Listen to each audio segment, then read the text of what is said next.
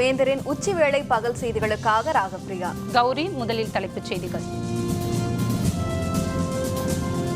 Hydro carbon திட்டத்திற்கு அனுமதி இல்லை என முதல்வர் உறுதி. மக்களை சந்தித்த பின் முடிவை அறிவிப்பதாக போராட்டக் குழு தகவல்.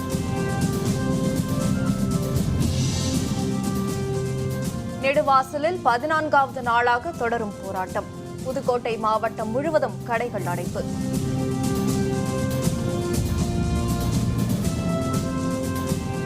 மு.க. ஸ்டாலின் 65வது பிறந்த நாள். தலைவர்கள் கட்சியினர் வாழ்த்து.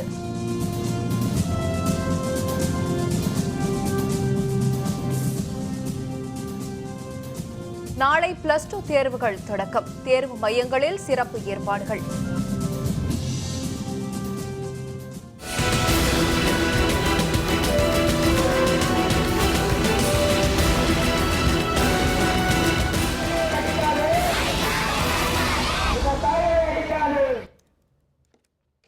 நெடுவாசல் போராட்டக் குழுவினரிடம் ஹைட்ரோ கார்பன் திட்டத்திற்கு மாநில அரசு அனுமதி அளிக்காது என்று முதல்வர் பழனிசாமி உறுதியளித்துள்ளார்.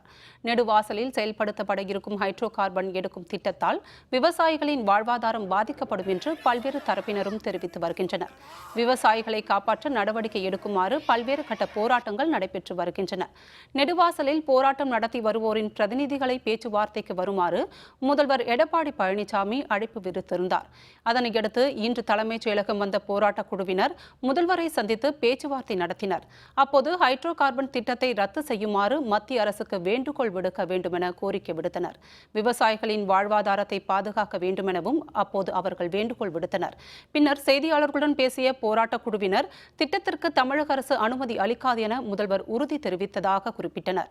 நெடுவாசல் சென்று மக்களை சந்தித்து பேசி போராட்டத்தை தொடருவதா இல்லையா என்று முடிவெடுக்க இருப்பதாக அவர்கள் மேலும் தெரிவித்தனர்.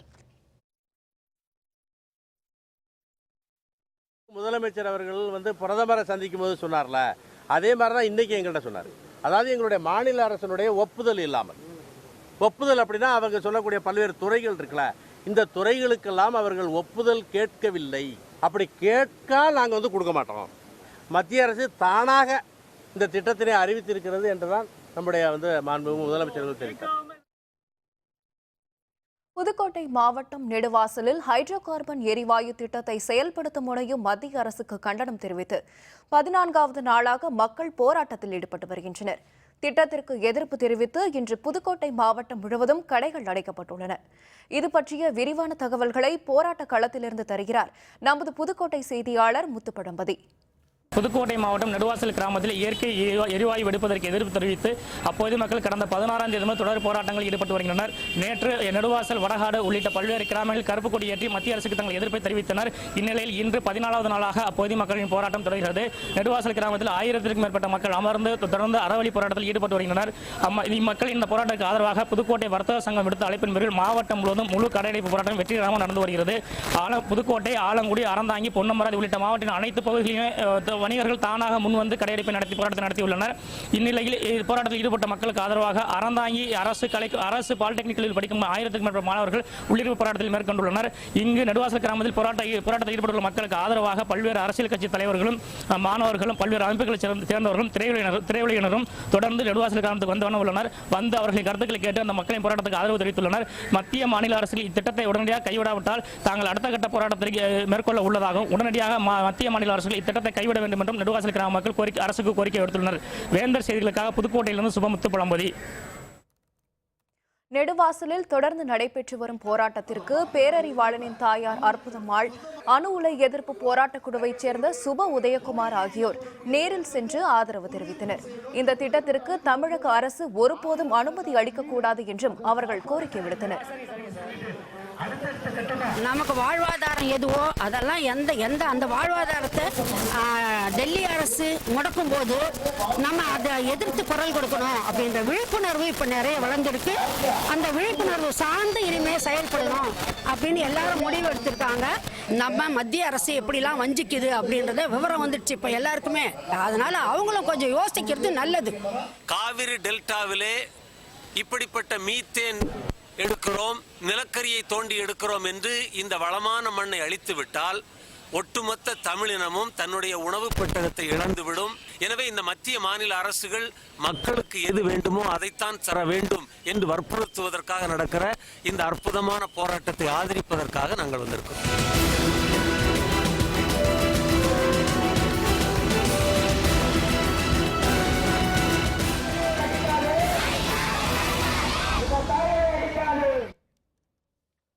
மருத்துவ படிப்பில் சேர்வதற்கான நீட் எனப்படும் அகில இந்திய மருத்துவ நுழைவுத் தேர்வுக்கு இணையதளம் வழியாக விண்ணப்பிக்க இன்று கடைசி நாள். நாடு முழுவதும் உள்ள அரசு மற்றும் தனியார் மருத்துவக் கல்லூரிகள், நிகர்நிலை பல்கலைக்கழகங்களில் உள்ள மருத்துவ படிப்புகளில் சேர தேசிய தகுதி மற்றும் நுழைவுத் தேர்வை மத்திய அரசு கட்டாயமாக்கியுள்ளது. இதனையடுத்து இந்த ஆண்டு நீட் தேர்வு எழுதுவோர் www.cbscneet.nic.in என்ற இணையதளம் வழியாக விண்ணப்பிக்கலாம் என அறிவிக்கப்பட்டிருந்தது. இதற்காக ஆன்லைன் மூலம் விண்ணப்பிக்கும் முறை கடந்த ஜனவரி 31ஆம் தேதி தொடங்கியது. தமிழ் உள்ளிட்ட 8 மொழிகளில் நடத்தப்படும் இந்த தேர்வினை 10 லட்சம் மாணவர்கள் எழுதுகின்றனர். வரும் மே மாதம் 7ஆம் தேதி நீட் தேர்வு நடைபெற உள்ளது. இந்த தேர்வுக்கு விண்ணப்பிக்க இன்று கடைசி நாள். இதனிடையே நீட் தேர்விலிருந்து தமிழகத்திற்கு விலக்கு கோரும் சட்ட முன்வரைவுக்கு குடியரசுத் தலைவர் பிரணாப் முகர்ஜி இன்னமும் ஒப்புதல் அளிக்கவில்லை என்பதும் நினைவு கூறத்தக்கது. +2 தேர்வு நாளை தொடங்குகிறது. தமிழகம் மற்றும் புதுச்சேரியில் சுமார் 9 லட்சம் மாணவ மாணவியர் இந்த தேர்வை எழுதுகின்றனர். தமிழகம் முழுவதும் நாளை +2 பொதுத் தேர்வுகள் தொடங்குகின்றன. இதற்கான விரிவான ஏற்பாடுகள் செய்யப்பட்டுள்ளன. தமிழகம் மற்றும் புதுச்சேரியில் சுமார் 9 லட்சம் மாணவ மாணவியர் +2 பொதுத் தேர்வை எழுதுகின்றனர். நாளை தொடங்கும் தேர்வுகள் வரும் 30ஆம் தேதி வரை நடைபெறுகிறது. தேர்விற்காக மாநிலம் முழுவதும் 2427 மையங்கள் அமைக்கப்பட்டுள்ளன என்றும், தேர்வுக்கூடத்தில் ஒழுங்கீன செயல்களை தடுக்க பறக்கும் படைகள் அமைக்கப்பட்டுள்ளதாகவும் அரசு தேர்வுத்துறை தெரிவித்துள்ளது. மேலும் மாவட்ட ஆட்சியர், கோட்டாட்சியர், வட்டாட்சியர் உள்ளிட்ட அலுவலர்களை கொண்டு திடீர் ஆய்வு நடத்தவும் திட்டமிடப்பட்டுள்ளதாகவும் தேர்வுத்துறை சார்பில் தெரிவிக்கப்பட்டுள்ளது.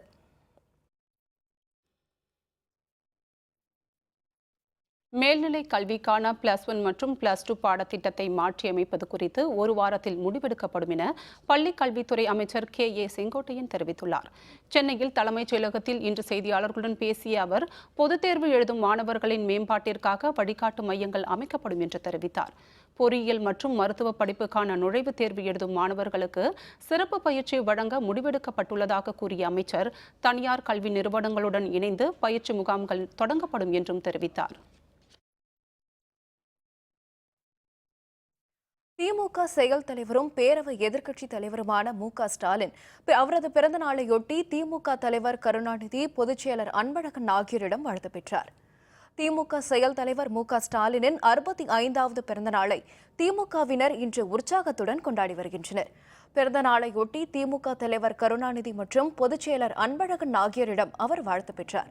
முன்னதாக சென்னை மெரினாவில் உள்ள அண்ணா நினைவிடத்திற்கு சென்ற ஸ்டாலின் மலர் தூவி மரியாதை செலுத்தினார். அதனை அடுத்து தந்தை பெரியார் நினைவிடத்திலும் மலர் தூவி மரியாதை செலுத்தினார். அதனையடுத்து பெரியார் திடலில் நலத்திட்ட உதவிகளை அவர் வழங்கினார்.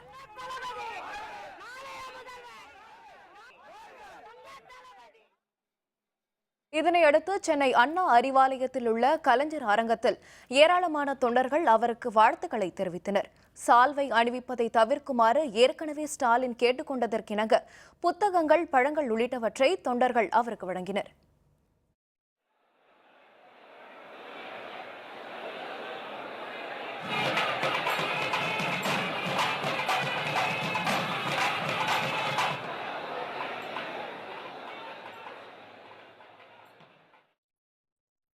ஈஸ்டர் திருநாளுக்கான தவக்காலம் இன்று தொடங்கியுள்ள நிலையில் கிறிஸ்தவ தேவாலயங்களில் நடைபெற்ற சாம்பல் புதன் சிறப்பு திருப்பலியில் திரளானோர் கலந்து கொண்டு பிரார்த்தனையில் ஈடுபட்டனர்.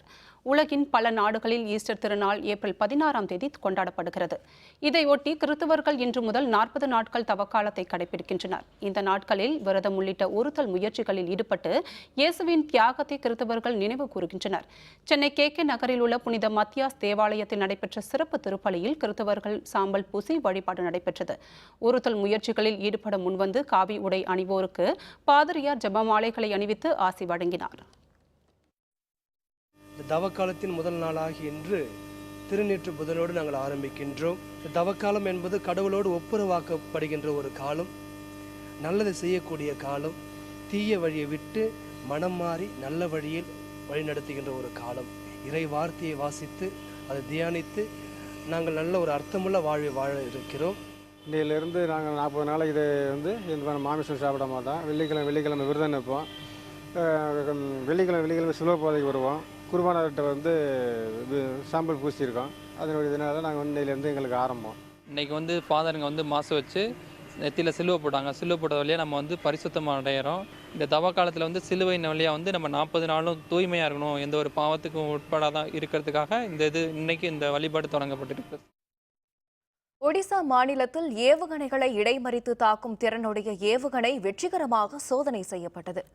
ஒடிசா மாநிலத்தில் உள்ள அப்துல் கலாம் தீவில் ராணுவ ஆராய்ச்சி மற்றும் மேம்பாட்டுத் துறையால் வடிவமைக்கப்பட்ட புதிய ஏவுகணை சோதனை நடைபெற்றது.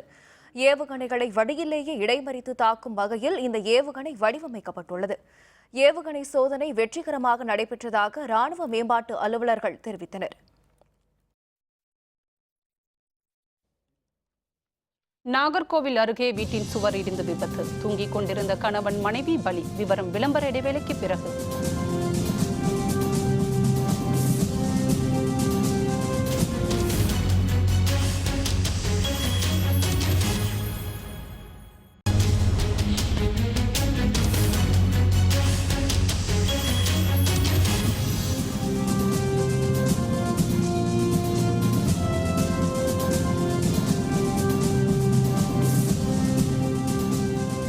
செய்திகள் தொடர்கின்றன. திரைப்பட நடிகைகளுக்கு எதிரான பாலியல் வன்கொடுமைகளை தடுக்க ஓய்வு பெற்ற நீதிபதி தலைமையில் குழு அமைக்க வேண்டுமென நடிகை வரலட்சுமி வலியுறுத்தியுள்ளார். சென்னையில் இன்று செய்தியாளர்களுடன் பேசிய அவர் மகளிர் நீதிமன்றங்களின் எண்ணிக்கையை அதிகரிக்க வேண்டும் என்று தெரிவித்தார். எண்ணிக்கை அதிகரிக்கப்பட்டால் பெண்களுக்கான நீதி விரைவில் கிடைக்கும் என்றும் மேலும் தெரிவித்த அவர் ஓய்வு பெற்ற நீதிபதிகள் மற்றும் காவல்துறை அலுவலர்கள் அடங்கிய குழு அமைக்கப்பட வேண்டும் என்று குறிப்பிட்டார். இந்த குழுவால் நடிகைகளுக்கு எதிரான பாலியல் வன்கொடுமை சம்பவங்களை தடுத்து நிறுத்த முடியும் எனவும் அவர் மேலும் தெரிவித்தார். ஃபெஃப்சியில் வந்து பார்த்தீங்கன்னா கிட்டத்தட்ட ஒரு 25 யூனியன் இருக்குது. ப்ரொடியூசர் கவுன்சில் இருக்குது, டைரக்டர் கவுன்சில் இருக்குது, நடிகர் சங்கம் இருக்குது. இவ்வளோ சங்கங்கள் இருக்கும்போது ஒரு பெண்களுக்கான வேண்டிய சங்கமே இல்லை, ஒரு யூனியனே இல்லை. அது வந்து நான் வந்து கேட்க போகிறேன். ஏன்னா ஒரு ஜூனியர் ஆர்டிஸ்ட் இருந்தாலும் சரி, ஒரு டான்ஸர் இருந்தாலும் சரி, ஒரு நடிகை இருந்தாலும் சரி, இந்த மாதிரி செக்ஷுவல் ஹாரஸ்மெண்ட் கேஸ் வந்து அவங்க எங்கே போய் சொல்லுவாங்க, யார்கிட்ட சொல்லுவாங்க? அதுக்காக வேண்டிய விஷயங்கள் வந்து ஒரு பெண்களுக்காகவே ஒரு பாடி நம்ம ஃபார்ம் பண்ணால் அங்கே வந்து அவங்க சொல்லும் போது அந்த பாடி டைரெக்டாக போய் ஆக்ஷன் எடுப்பாங்க. லைக் ஒரு எஜுகேஷனிஸ்ட், ஒரு ரிட்டையர்ட் ஜட்ஜ், ஒரு ஐபிஎஸ் ஆஃபீஸர், இந்த மாதிரி ஆளுங்க வந்து அந்த பாடியில் உட்காந்து தான் வந்து நம்ம பெண்களுக்கு ஒரு சேஃப்டின்னு கிடைக்கும். அவங்க தைரியமாக போய் கம்ப்ளைண்ட் பண்ண முடியும். நெடுவாசல் போராட்டத்திற்கு ஆதரவாக திண்டுக்கல் கல்லூரி மாணவர்கள் வகுப்புகளை புறக்கணித்து உண்ணாவிரத போராட்டத்தில் ஈடுபட்டனர். நெடுவாசலில் செயல்படுத்தப்பட இருக்கும் ஹைட்ரோ கார்பன் திட்டத்தை ரத்து செய்ய கோரி பல்வேறு தரப்பினரும் போராட்டத்தில் ஈடுபட்டு வருகின்றனர். போராட்டத்திற்கு ஆதரவாக தெரிவித்த திண்டுக்கல் தனியார் பொறியியல் கல்லூரி மாணவர்கள் வகுப்புகளை புறக்கணித்து உண்ணாவிரத போராட்டத்தில் ஈடுபட்டனர். தங்களது எதிர்ப்பை காட்டும் வகையில் மத்திய மாநில அரசுகளை கண்டிக்கும் வாசகங்கள் அடங்கிய பதாகைகளை மாணவர்கள் கைகளில் ஏந்தியிருந்தனர்.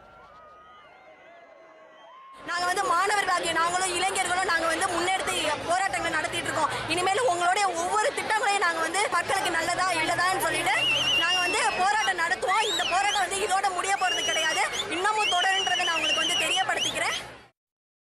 கன்னியாகுமரி மாவட்டம் ஈத்தாமொழி அருகே வீட்டின் சுவர் இடிந்து விழுந்ததில் தூங்கிக் கொண்டிருந்த கணவன் மனைவி பலியாகினர். ஈத்தாமொழி அருகே இளந்தைவேடி விலையை சேர்ந்த ஜெயக்குமார் என்பவர் கட்டிட தொழிலாளியாக உள்ளார். மனைவி பானு மற்றும் குழந்தைகளுடன் நேற்று இரவு அவர் வீட்டில் தூங்கிக் கொண்டிருந்த போது வீட்டின் சுற்றுச்சுவர் இடிந்து விழுந்தது. இந்த விபத்தில் ஜெயக்குமாரும் அவரது மனைவியும் பலியாகினர். குழந்தைகள் உயிர் தப்பினர். சம்பவம் பற்றி காவல்துறையினர் விசாரணை நடத்தி வருகின்றனர். பேரு ஜெயக்குமார் பதிதா. அந்த அண்ணன் காங்கிரட் வேலை பார்க்குறாங்க. வீட்டில் டிவி பார்த்துட்டு இருந்து படுக்க போயிருக்காங்க. சுவர் இடிஞ்சு விழுந்துருக்கு. அக்கம் பக்கத்தில் இருந்தவங்க ஓடி வந்து பார்த்ததில் ரொம்ப பலத்த காயத்தோடு இருந்தோன்னே ஆஸ்பத்திரிக்கு பக்கத்தில் உள்ள ஆஸ்பத்திரிக்கு கூப்பிட்டு போயிருக்காங்க. அங்கே முடியாதுன்னு சொன்னோன்னா ஆசாரிப்பள்ளம் கொண்டு போயிருக்காங்க. அங்கே இறந்துட்டாங்க. நாகப்பட்டினம் மாவட்டம் மயிலாடுதுறை அருகே வீட்டில் இருந்தவர்களை உருட்டுக்கட்டையால் தாக்கி 45 சவரன் நகை மற்றும் 20,000 பணம் கொள்ளையடிக்கப்பட்ட சம்பவம் பற்றி காவல்துறையினர் விசாரணை நடத்தி வருகின்றனர். மயிலாடுதுறை அருகே லட்சுமிபுரத்தில் ஓய்வு பெற்ற கல்லூரி பேராசிரியர் நடராஜன், லலிதா தம்பதியினர் வசித்து வருகின்றனர். நேற்று நள்ளிரவு முகமூடி அணிந்த நபர்கள் 4 பேர் வீட்டினுள் நுழைந்து இருவரையும் உருட்டுக்கட்டையால் தாக்கிவிட்டு 45 சவரன் நகை மற்றும் 20,000 ரூபாயை கொள்ளையடித்து சென்றுள்ளனர். சம்பவம் பற்றி மயிலாடுதுறை காவல்துறை துணை கண்காணிப்பாளர் சேகர் தலைமையில் காவலர்கள் விசாரணை நடத்தி வருகின்றனர்.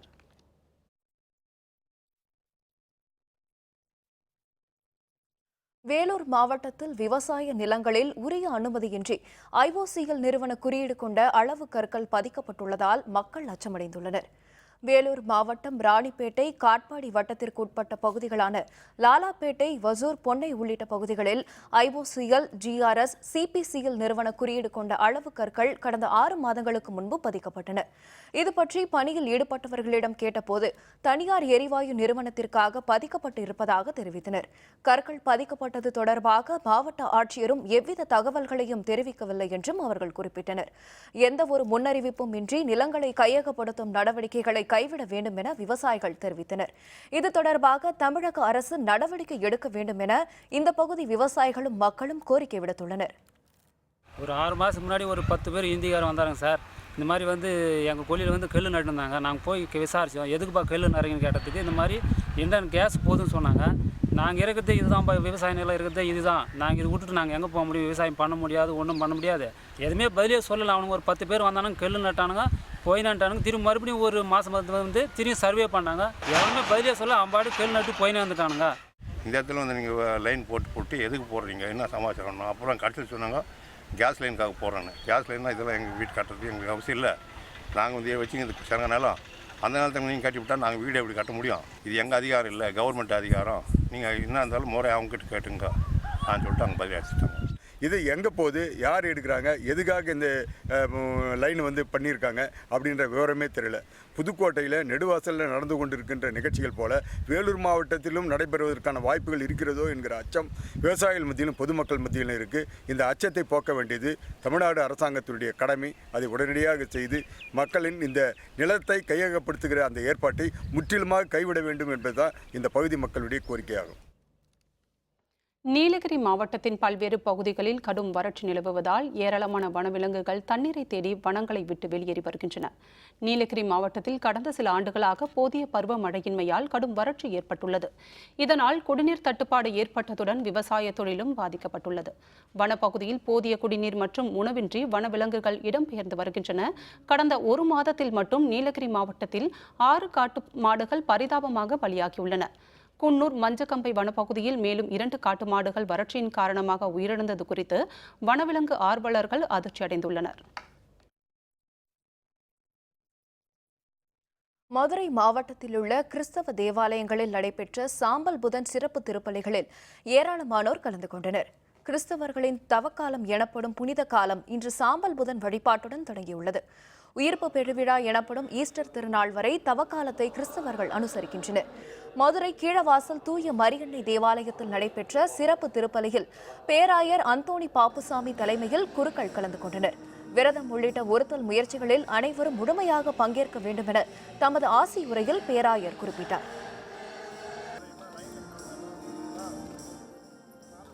சாம்பல் புதன்னா நம்ம தவக்காலத்தை இன்னையிலிருந்து ஆரம்பிக்கிறோம். அது ஏழைகளுக்கு எல்லாருக்கும் உதவி செய்யணும். நம்முடைய பாவம் இதுகளையெல்லாம் விட்டு விடணும். விட்டு விடுறோம் இல்லாமல் இன்னையிலேருந்து அதில் ஒரு உறுதியான முயற்சியாக இருக்கணும். ஓலையை நம்ம இன்னைக்கு சாம்பலாக்கி நம்ம நெத்தியில் விபூதி புதன் சொல்லிட்டு இன்னைக்கு ஆஸ் வெனஸ்டே அதை நாங்கள் செலிப்ரேட் பண்ணுறோம். உயிர்த்தெழுதல் நாள் வர்ற வரைக்கும் 40 நாளைக்கு இதை ஏழைகளுக்கு உதவி செய்யணும். தவக்காலம் ஆரம்பிக்குது. இன்றைய 40 நாள் இந்த உபவாசம் தொடரும். 40 நாள் முடிஞ்சு ஆண்டவர் உயிர் தெழும்போது ஈஸ்டர் நாளாக கொண்டாடுறோம். நாகப்பட்டினம் மாவட்டம் வேளாங்கண்ணி ஆரோக்கிய மாதா தேவாலயத்தில் நடைபெற்ற சாம்பல் புதன் வழிபாடுகளில் திரளானோர் பங்கேற்றனர். வேளாங்கண்ணி புனித ஆரோக்கிய மாதா தேவாலயத்தில் தவக்காலம் தொடங்குவதை குறிக்கும் வகையில் சாம்பல் புதன் சிறப்பு திருப்பலி நடைபெற்றது. திருப்பலியில் கலந்து கொண்டவர்களின் நெற்றியில் சாம்பலால் சிலுவை அடையாளம் வரையப்பட்டது. இன்று முதல் ஈஸ்டர் திருநாள் வரை கடைபிடிக்கப்படும் தவக்காலத்தில் ஜெபமாலை அணிந்தும் காவியுடை அணிந்தும் பலரும் ஒருத்தல் முயற்சிகளில் ஈடுபடுவது வழக்கம்.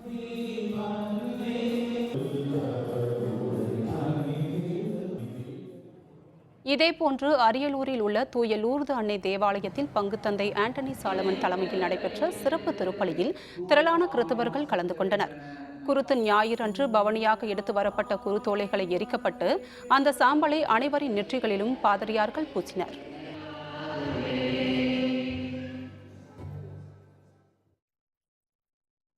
திருவண்ணாமலையில் சாம்பல் புதனை முன்னிட்டு கிறிஸ்தவ தேவாலயங்களில் நடைபெற்ற சிறப்பு திருப்பலிகளில் ஏராளமான கிறிஸ்தவர்கள் கலந்து கொண்டனர். திருவண்ணாமலை உலகமாதா தேவாலயத்தில் நடைபெற்ற சிறப்பு திருப்பலியில் பங்கேற்றவர்களுக்கு நெற்றியில் சாம்பலால் சிலுவை அடையாளம் வரையப்பட்டது. இதேபோன்று மாவட்டத்தின் பல பகுதிகளிலும் தேவாலயங்களில் நடைபெற்ற சிறப்பு வழிபாடுகளில் ஏராளமானோர் பங்கேற்றனர்.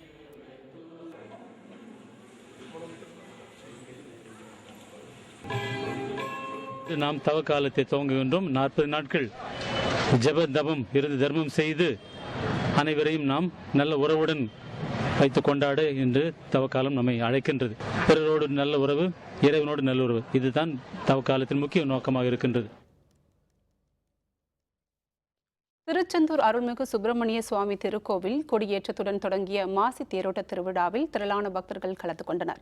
திருச்செந்தூர் முருகன் கோவிலில் ஆண்டுதோறும் மாசி திருவிழா வெகு சிறப்பாக நடைபெறுவது வழக்கம். இந்த ஆண்டிற்கான மாசி திருவிழா கொடியேற்றத்துடன் இன்று தொடங்கியது.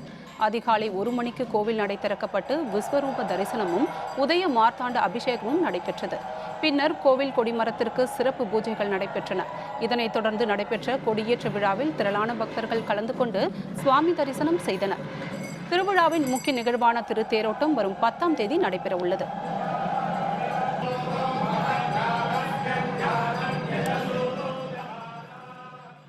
மாசி பெருந்திருவிழா கொடியேற்றத்துடன் வெகு விமர்சையாக தொடங்கியது. 10வது நாள் தேரோட்டம் நடைபெறும். தொடர்ந்து 11ஆம் தேதி இரவு 8:30 மணிக்கு தெப்பம் நடைபெறும். தமிழகம் மட்டுமல்லாது அண்டை மாநிலங்களிலிருந்தும் ஏராளமான பக்தர்கள் திருச்செந்தூர் வந்த வண்ணம் உள்ளார்கள். அமெரிக்காவில் இந்தியர் சுட்டுக் கொல்லப்பட்ட சம்பவம். நாடாளுமன்றத்தில் உரையாற்றிய ட்ரம்ப் கண்டனம். விவரம் விளம்பர இடைவேளைக்கு பிறகு.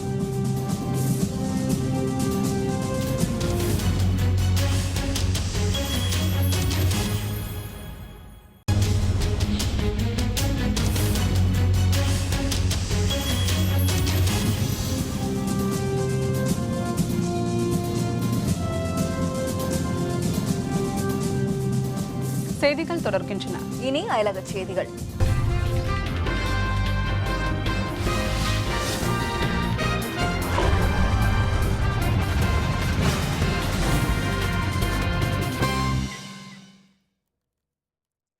சாம்பல் புதன்கிழமையை முன்னிட்டு பிலிப்பைன்ஸில் உள்ள கிறிஸ்தவ தேவாலயத்தில் நடைபெற்ற சிறப்பு திருப்பலியில் பெண்கள் உள்பட ஏராளமானோர் கலந்து கொண்டனர்.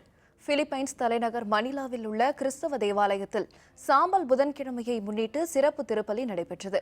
இதில் பெண்கள் உள்பட ஏராளமானோர் கலந்து கொண்டு பிரார்த்தனையில் ஈடுபட்டனர். பின்பு தவக்காலம் தொடங்குவதை முன்னிட்டு கிறிஸ்தவர்களுக்கு குருவானவர்கள் சாம்பலை பூசி ஆசிர்வாதம் வழங்கினர்.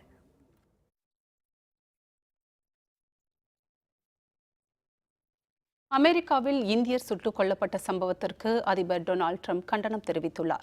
அமெரிக்க அதிபராக பதவியேற்ற பின்னர் முதன்முறையாக அந்நாட்டு நாடாளுமன்ற கூட்டத்தில் டொனால்ட் ட்ரம்ப் உரையாற்றினார்.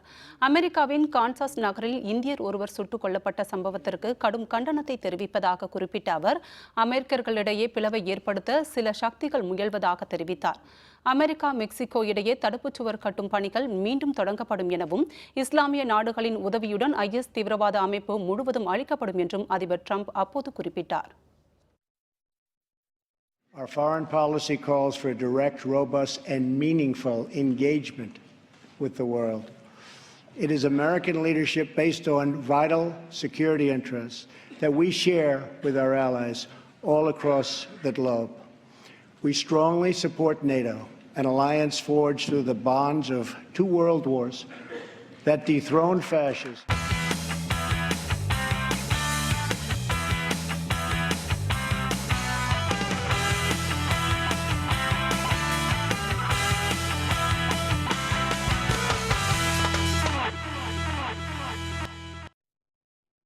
துபாயில் நடைபெற்று வரும் ATP டென்னிஸ் தொடரில் ஆண்டி முர்ரே வெற்றி பெற்று அடுத்த சுற்றுக்கு முன்னேறினார்.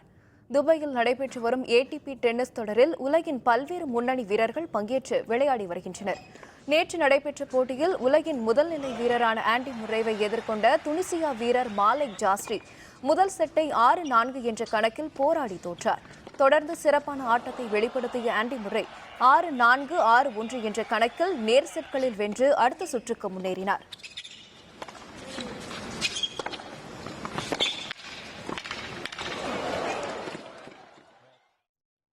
மீண்டும் தலைப்புச் செய்திகள்.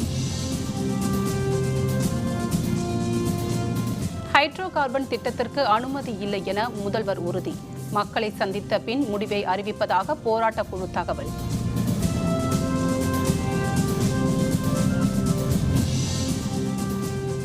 நெடுவாசலில் 14வது நாளாக தொடரும் போராட்டம். புதுக்கோட்டை மாவட்டம் முழுவதும் கடைகள் அடைப்பு.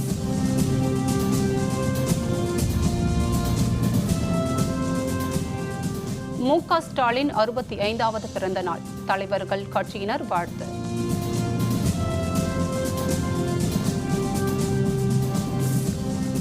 நாளை +2 தேர்வுகள் தொடக்கம். தேர்வு மையங்களில் சிறப்பு ஏற்பாடுகள். இத்துடன் வேந்தரின் உச்சிவேளை பகல் செய்திகள் நிறைவடைந்தன. மீண்டும் மாலை 6 மணிக்கு வேந்தரின் அந்தி மாலை குறுஞ்செய்திகளில் சந்திப்போம். வணக்கம்.